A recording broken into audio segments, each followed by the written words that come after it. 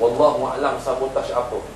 Tetapi kalau pemimpin yang pertama pun dia bercakap, walau bagaimanapun kita akan pertahankan Putrajaya hingga ke titisan darah yang terakhir.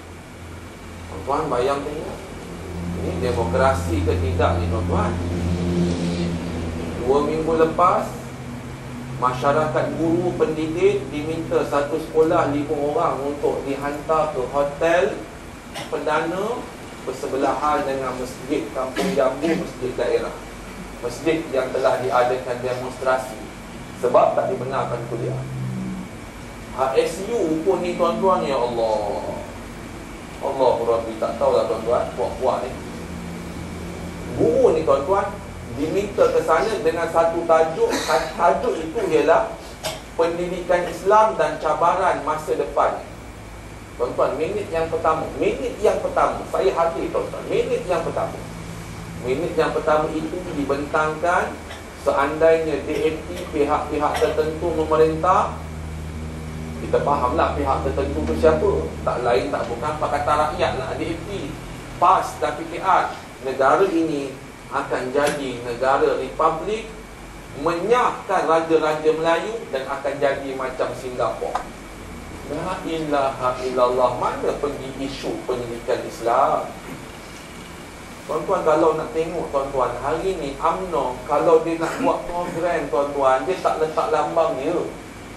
Dia kosong ni. Kalau letak lambang dia tuan-tuan, banyak kursi daripada orang. Hari ni cerita 10 tahun yang lepas dia memang hebat.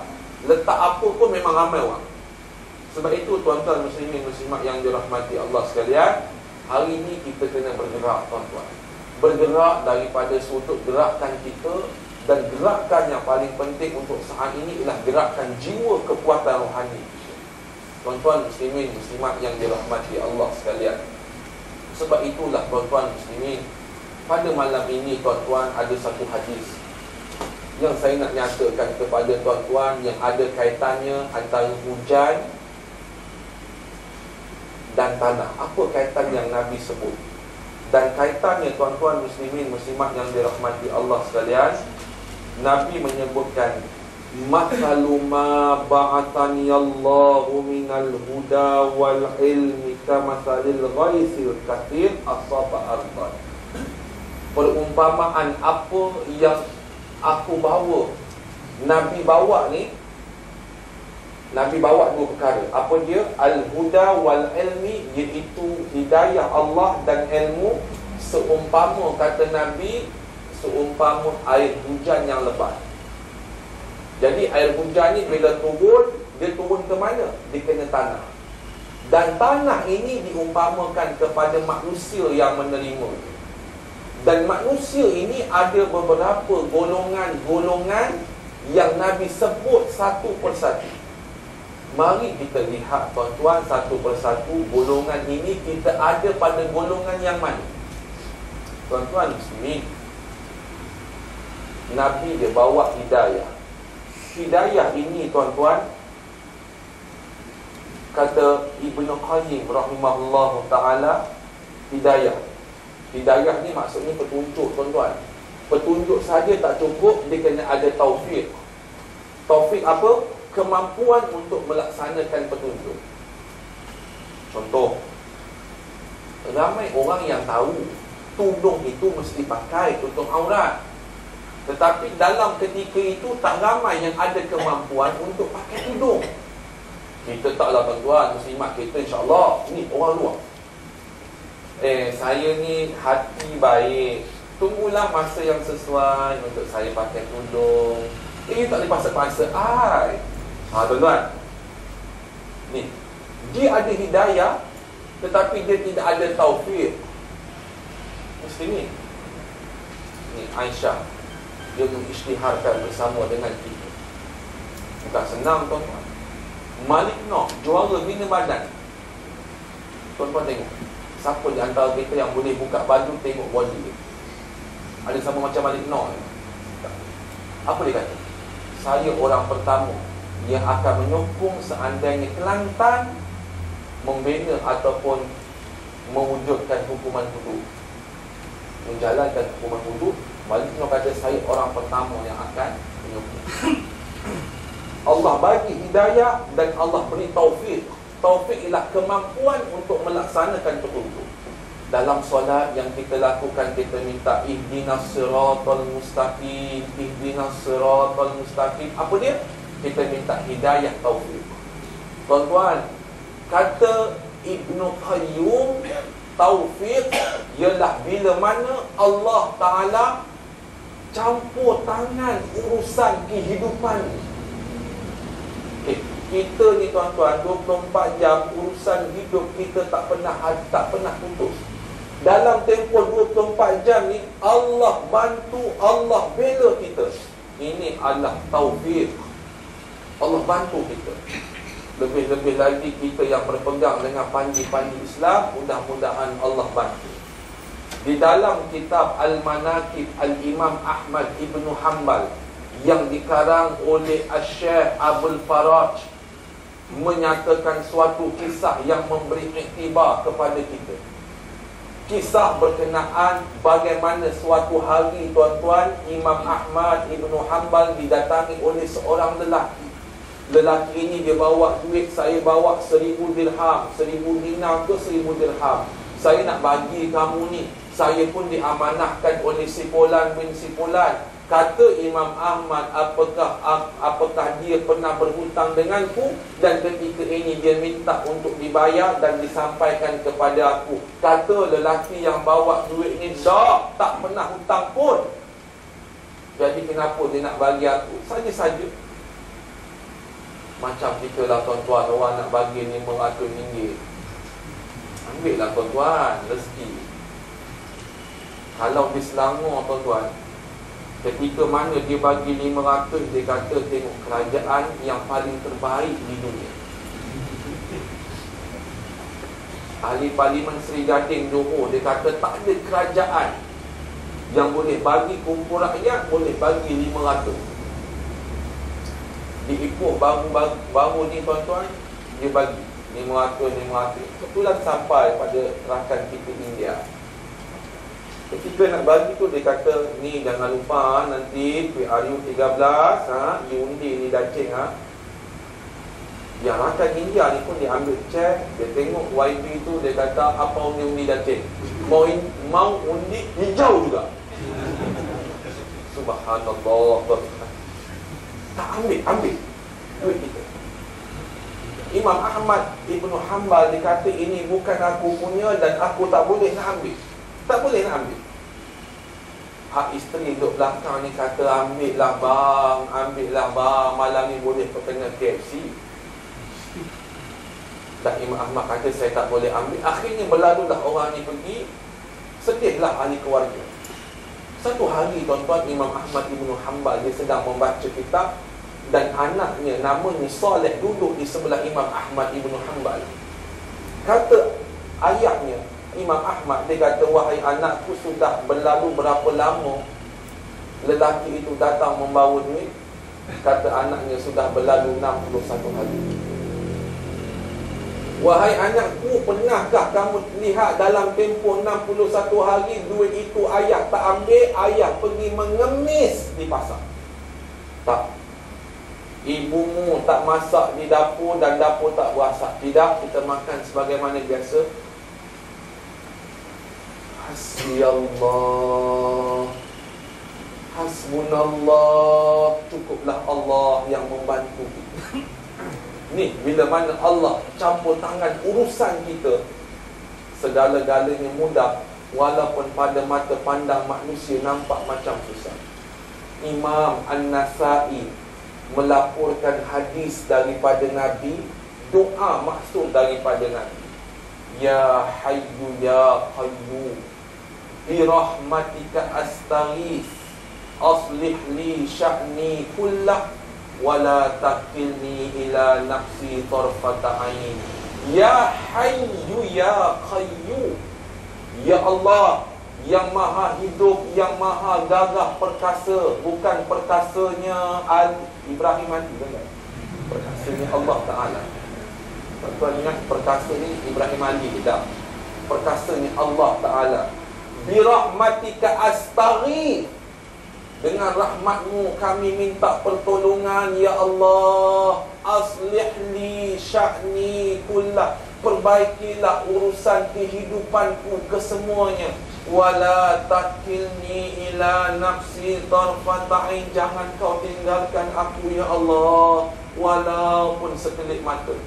Maknanya jangan kita buat melakukan apa-apa melainkan dengan pertolongan Allah. Tuan-tuan, ini doa yang patut kita amalkan. Bukan sahaja ketika hari-hari tertentu dalam munajat kita, ketika bawa motor menuju ke masjid, pergi ke pasar, ketika melakukan kerja-kerja jemaah, supaya Allah tolong kita dan Allah ambil tahu tentang apa yang kita buat. Ni yang namanya hidayah Allah, yang namanya taufik, kata Ibnu Qayyim rahimahullahu ta'ala. Ni Nabi bawa namanya hidayah dan namanya ilmu. Ada beberapa golongan, tuan-tuan. Golongan yang pertama, tuan-tuan muslimin, adalah fakana minha nakiyatun qabilat al-ma' fa'ambatat al-kala' wal-ushba al-kafir. Kata Nabi, golongan yang pertama adalah tanah suci yang baik, yang boleh terima air, lalu tumbuh di atasnya tumbuhan-tumbuhan yang banyak, yang boleh mendapat manfaat manusia yang lalu lalang. Boleh makan, haiwan yang lalu lalang boleh tumpang makan. Ini tanah yang first class, high class. Siapa dia? Golongan ulama yang ada ilmu, dia menyampaikan dengan kebenaran. Ada ilmu, dia tidak takut sama ada boleh miss syuru ataupun tak boleh miss syuru. Disampaikan dengan kebenaran. Tuan-tuan, Ibnu Sirin suatu ketika dia dipanggil oleh khalifah. Ketika mana dia bertanya, apa khabar wahai Ibnu Sirin? Lalu Ibnu Sirin kata, alhamdulillah aku baik, tetapi dia benar menteri besar yang kamu lantik di tempat aku zalim. Lalu kawan yang tolong, kawan yang iringi dia cuit, awak ni, kita ni sampai istana satgi dia tak jamu makan, jenuh kita. Satgi ni hak khalifah ni bunuh kita, jenuh kita ni. Tapi tidak, Ibnu Sirin menyatakan kebenaran. Ini ulama, tuan-tuan muslimin muslimat yang dirahmati Allah sekalian. Dia ulama ni, tuan-tuan, Allahu Rabbi, ulama ni, tuan-tuan, dia suatu istimewanya sebab dia boleh menyatakan kebenaran walaupun dia tidak berpihak mana-mana. Apalagi kalau dia duduk dalam jemaah Islam, umpamanya Dr. Yusuf Al-Qaradawi, tuan-tuan, dia ulama dunia, tuan-tuan. Ni timbalan Mursyidul Am kita hari ini berada di San Francisco, di California, di US, dalam untuk merawat sakit jantung, pembedahan jantung. Ulama kita, Ustaz Ismail Qamus kita, seminggu 2-3 kali cuci darah, semakin uzur. Ulama kita, Datuk Hashim Yahya, mantan mufti wilayah Persekutuan, sangat uzur. Dan hari itu dalam ICU tak sedar. Dr. Harundin, tuan-tuan, bila mana dia dibedah minggu lepas operation, kemudian dia sedar, dia telefon anak dia, minta datang hospital. Dekatlah homestay dengan hospital dekat US tu dekat. Datang-datang buka pintu, anak dia kata Dr. Huda, anak dia Dr. Huda, dia kata dia tengok baba, panggilan untuk ayah baba. Apa? Dr. Harundin, Datuk Harundin, timbalan Mursyidul Am kita disebut. Takbir, Allahu Akbar. Dia tak sebut hidup Melayu, tak sebut tuan-tuan. Takbir Allah. Dalam keadaan sakit, antara sedar dengan tak sedar, kena bius tu, sedar, alhamdulillah, jumpa orang, takbir, Allahu Akbar. Tuan-tuan, ini diceritakan oleh anaknya Dr. Huda. Saya nak sebut, nak kongsi dengan tuan-tuan. Ini Allah sayang dengan ulama kita. Tuan-tuan, ketika berlakunya proses pembedahan jantung, ambil urat kaki, kemudian letak dekat, Allah, nama bypass lah, tuan-tuan ya. Allah Ta'ala nampakkan dalam tempoh tak sedar tu sampai mesej. Ini Ustaz Harundin, dia cerita dengan anaknya Dr. Huda dan beberapa orang ahli keluarganya yang ikut. Lalu saya mendapat berita dan cerita itu daripada mereka, yang nak kongsi dengan tuan-tuan supaya boleh menjadi iktibar, dan tolong banyakkan doa. Tuan-tuan, sampai mesej tak sedar ni, dalam keadaan koma ni, tak sedar, sampai mesej yang mengatakan mati. Maka dalam keadaan tak sedar tu, Ustaz Harundin ni dia reda, bercampur dengan sedih, bercampur dengan ialah terpinga-pinga, ialah mati tuan-tuan, mesejnya mati. Datang suara dah macam mana, mungkin itulah akan yang akan kita lalui ketika mana hampir-hampir mati. Tetapi tuan-tuan, Ustaz Harundin dia melalui satu jalan, kemudian nampak satu padang penuh dengan manusia sedang bermunajat, solat hajat, berdoa kepada Allah. Kemudian dongak kepala, nampak satu kubah cahaya yang besar tuan-tuan, kubah cahaya yang besar. Dia tulis dengan ayat Quran, menyatakan dengan doa boleh mengubah sesuatu. Maknanya dengan banyak doa, Allah boleh menangguhkan apa yang telah ditetapkan kepada kita. Tuan-tuan, doa, kekuatan doa. Kata Nabi, ad-doa silahul mu'min. Doa adalah merupakan senjata kepada orang yang beriman kepada Allah. Dan ada beberapa kisah mimpi sepanjang itu yang belum diceritakan lagi. Dr. Harundin ni tuan-tuan di antara manusia dan ulama yang melihat Nabi beberapa kali. Kalau tuan-tuan pergi ke Kedah dalam program lantunan Mahabbah Nabi, Dr. Harundin cerita satu persatu. Kalau tuan-tuan tak sempat nak tengok, buka sahaja YouTube, type saja lantunan Mahabbah Nabi Dr. Harundin. Tuan-tuan bayang tengok Dr. Harundin ketika sakit belakang, ini dia cerita pada kami. Sebab kami mengaji Darul Syifa, dia cerita. Lama dah dia cerita 2007. Kemudian dia cerita balik yang baru. Sakit belakang, susah nak rukuk, susah nak sujud. Nabi datang, Nabi peluk dari belakang, Nabi sapu, sembuh. Ulama tuan-tuan, kita tuan-tuan mimpi Doraemon. Masya Allah tuan-tuan, subhanallah. Allah bagi pertolongan, satu pertolongan. Ini ulama, dia sampaikan kebenaran. Sebab itu tuan-tuan, kita banyak doa, semoga Allah Ta'ala memanjangkan usia ulama ini supaya terus berkhidmat. Kata Dr. Harundin, walaupun aku tidak sempat, tetapi aku akan pastikan keluarga aku sempat untuk meletakkan Islam di majunya. Keluarga tak sempat, cucu. Ini semangat ulama. Kita pun mudah-mudahan begitu. Kemudian golongan yang kedua, wa kanat minha ajadi amsaka alma fa nafa'allahu bihan nas fa syaribu wa saqaw wa zara'u. Tidak menumbuhkan tanaman, ia hanya menakung air, maka dengannya Allah beri manfaat pada orang lain. Dia agak kelas bawah sikit daripada tanah yang pertama, cuma tak tumbuh je tanaman, tetapi dia menakung air. Pun begitu, binatang dan manusia masih boleh untuk tumpang minum.